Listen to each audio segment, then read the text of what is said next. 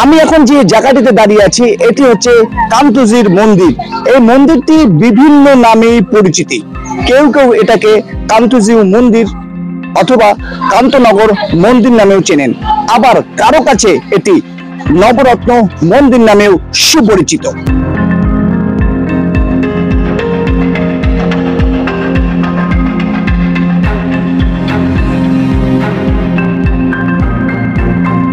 সতেরোশো চার খ্রিস্টাব্দ থেকে 1752 খ্রিস্টাব্দ পর্যন্ত প্রায় 48 বছর লেগেছে এটি নির্মাণ করতে, অর্থাৎ তৈরি করতে 48 বছর লেগেছে।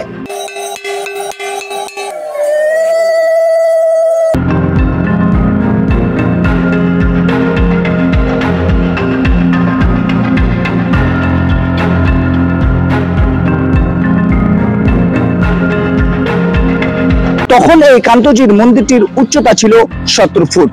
1897 সালে ভূমিকম্পে ক্ষতিগ্রস্ত হওয়ার পর বর্তমানে এর উচ্চতা 50 ফুট।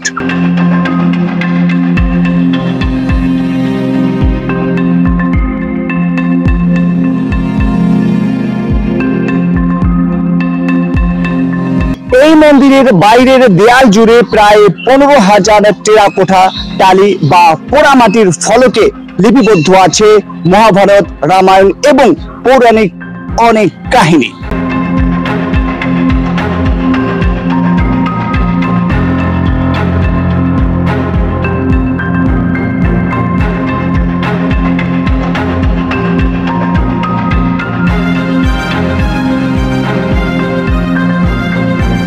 তিন ধাপ বিশিষ্ট এই মন্দিরের চারদিক থেকে ভিতরের দেব মূর্তিগুলো দেখা যায়। প্রথম তলায় সকল প্রবেশ পথে বহু খাস যুক্ত নিখাল দেখতে পাওয়া যায়, আবার দুটো ইটের স্তম্ভ পরপর স্থাপন করা হয়েছে, নিখালগুলোকে পৃথক করা হয়েছে।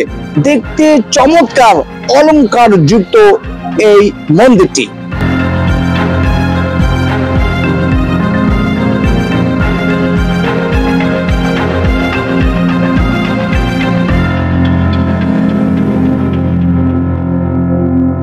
কান্তজির মন্দিরটির প্রথম তলায় 21টি, দ্বিতীয় তলায় 27টি এবং তৃতীয় তলায় 3টি দরজা নিখাল আছে। এই মন্দিরটির পশ্চিম দিকের বারান্দা থেকে উপরে যাওয়ার সিঁড়িও আছে।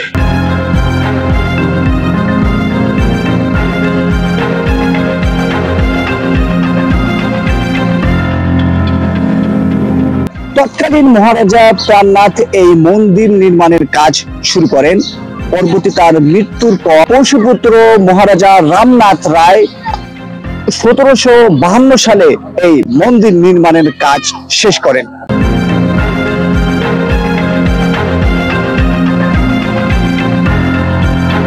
এই কান্তজির মন্দিরটি দিনাজপুর জেলায় অবস্থিত। দিনাজপুর সদর থেকে প্রায় 20 কিলোমিটার দিনাজপুর তেতুলিয়া সড়কের পশ্চিমে ঢাপা নদীর তীরে অবস্থিত।